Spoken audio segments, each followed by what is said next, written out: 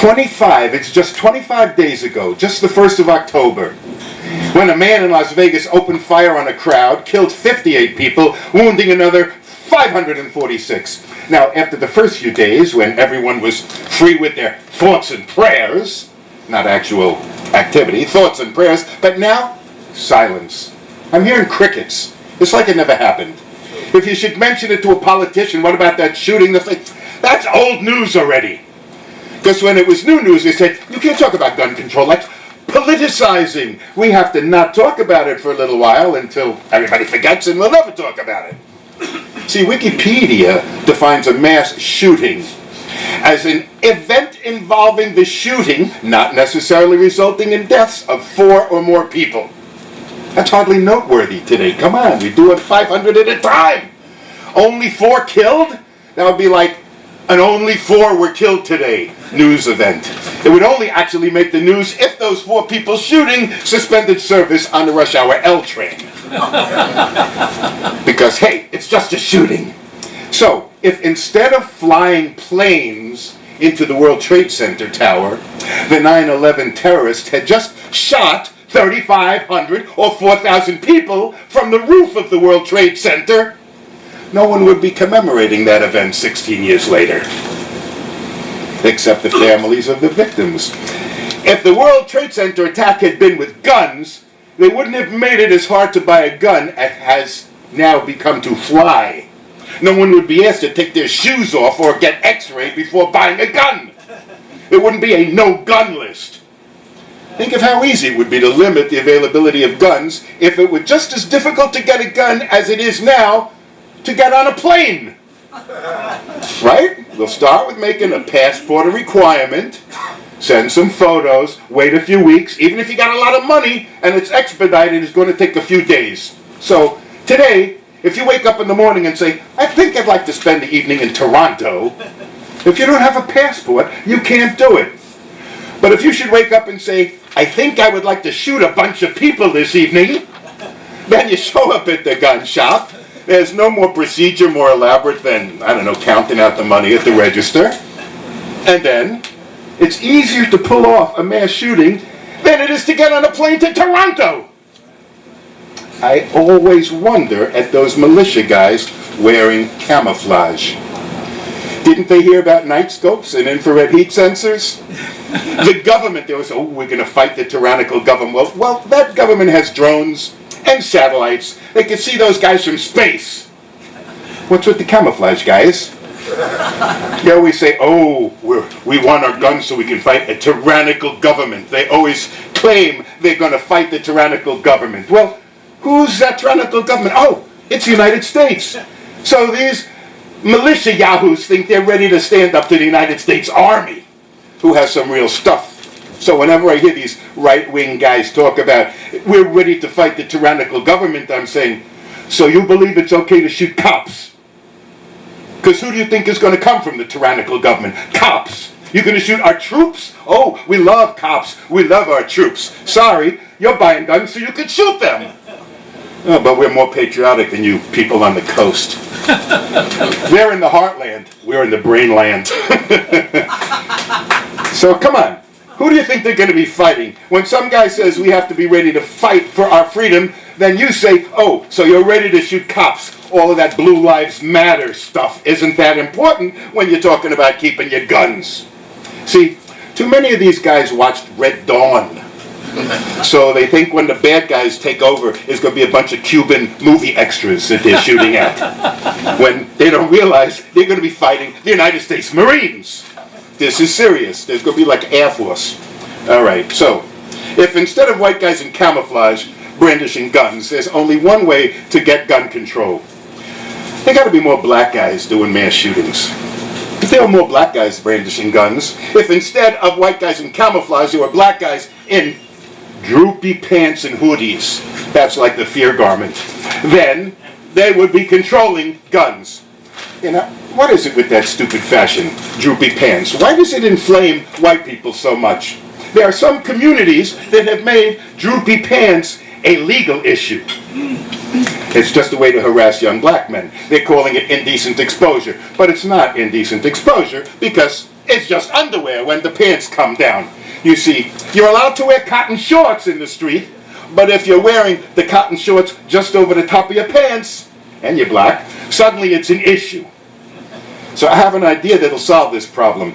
I'm going to put out a line of boxer shorts printed with Levi's jeans.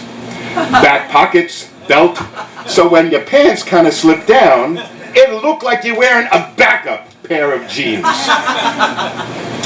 Of course, the real problem is that the style is worn by young black men, so it's just another form of legal harassment, like the drug laws. See, when heroin was seen as a black thing, we could have harsh laws to keep those people in check. But now that lots of young white kids are becoming addicted, we hear about, oh, it's an illness, we have to treat these people with compassion. So when the children of Republicans become addicts, we don't want to throw them in jail and throw away the key. Sorry. Maybe if only white kids wore droopy pants, it wouldn't be a police issue. Oh, maybe the fashion police. Even serial sexual predator Bill Cosby made an issue of droopy pants. Remember that? He just said, if black kids would just pull up their jeans and wear flamboyant sweaters instead of hoodies, the issue of racism in America would be solved. I think really, we are so far from ending racism in this country that anyone thinks it's better because Obama was president for 2 terms is not paying attention. I know some of you say, oh, I'm not a racist, I'm perfectly fine. So which of you non-racists have ever, on a rainy night when a taxi stopped, said, I'm not going to get in this cab, you pass that black guy. Go on, I'm not going to support racism, I'm going to stand in the rain unless you back up and pick that black guy up who was hailing me. I know, some of you who claim you're not racist on that rainy night, you pulled your hood back so the cabbie would see your white face. Oh, the cabbie's a racist. I just wanted to give him an opportunity to see that he should pass that guy and pick me up.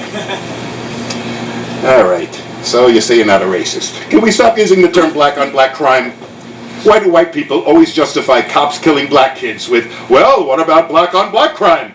That's like saying cops will shoot fewer black people when the perpetrators of crimes are always of a different race than their victims. Wait a minute. So cops will stop shooting black kids when more white muggers travel to black neighborhoods to work? You never hear about white on white crime. Well, other than when the bankers stole the economy a few years ago, and it was a different story. Now, I know what the solution to black on black crime is. Integrated housing in neighborhoods. You see, most criminals are lazy. That's why they rob people. And they're too lazy to travel far. So their victims are usually local people. But if in all white places, they're white criminals. So if we had integrated communities, then there would be a certain number of white and black criminals in all communities, and there would be more interracial crime. Solving the black on black crime issue. Then the Fox commentators can stop talking about black on black crime and talk about, what's the other thing? Oh yeah, what about those shootings in Chicago? Like if only people in Chicago would stop shooting one another, then all the cops would stop shooting innocent people. I don't know about that. You see, now we have some of these guys, they're dangerous to everyone. And most dangerous, even to white people, most dangerous to white women. You see, Republicans are now gloating because Harvey Weinstein supported the Clintons. So they think that's kind of like an equivalent. Like, well, that I guess excuses Donald Trump. Even liberals can be, sexual perverts and abusers. No. Donald Trump's still guilty. What we really learned from the Me Too postings that followed these revelations is how common this abuse is. Even more predators get revealed. Yesterday, even Elie Wiesel, late Holocaust survivor and Nobel laureate, was accused of molesting a woman in 1989. And today's news, we even had H.W. Bush, George H.W. Bush, in the wheelchair, was grabbing some woman's behind. I'm saying, I'm not going to be surprised if I discover anyone. Like someday, some women who worked in Mr. Rogers' neighborhood. We're going to get the revelations about Fred Rogers. It's a beautiful day in the neighborhood. Would you like to feel my cardigan against your bare skin? Can you say cardigan? I mean, really. Now, the accusers are the ones that are blamed. The women are always at fault. Oh, well, she should have just quit working there. She should have just left show business. What does that mean? Or, she looked the wrong way. If only she looked this way, or maybe not that way. It's always the woman. If a woman's assaulted, it's because she asked for it by wearing the wrong clothes or for having had alcohol. Rape victims have been said to be at fault. Now, this concept that the victim must have been asking for it will only change when men in expensive suits and gold watches are told they are responsible for having been mugged. You were mugged?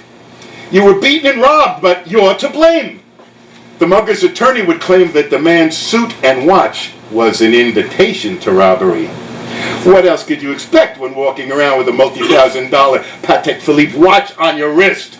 You could just tell he wanted it. Look at that expensive suit. Only someone who enjoyed being robbed would wear a suit like that, revealing of your wealth. Oh, the defense would also call witnesses to testify they had seen the victim buy drinks for friends or pick up bar tabs. Witnesses can say that they have seen him even give money to homeless beggars. You see, he has an established history of being free with money. This wasn't really a mugging. It was consensual, rough philanthropy. Now, people claim we got this new religious thing, like religious freedom means you get to suppress people. So they claim that they persecute homosexuals because it's in the Bible. But the Bible also forbids wearing garments of mixed linen and wool fibers. So, can I refuse to bake a cake for a guy wearing a linen and wool suit? Can we beat them up? Now then there's some people who say, well, it's not the Bible, but homosexuality is not natural. I'm thinking, banking is not natural. There isn't a species in the entire globe that does banking. So do we take away the rights of the banker because what he does isn't natural? Then there's, let's take away the rights because what they do is icky. I have the same reaction to seeing people eat raw shellfish.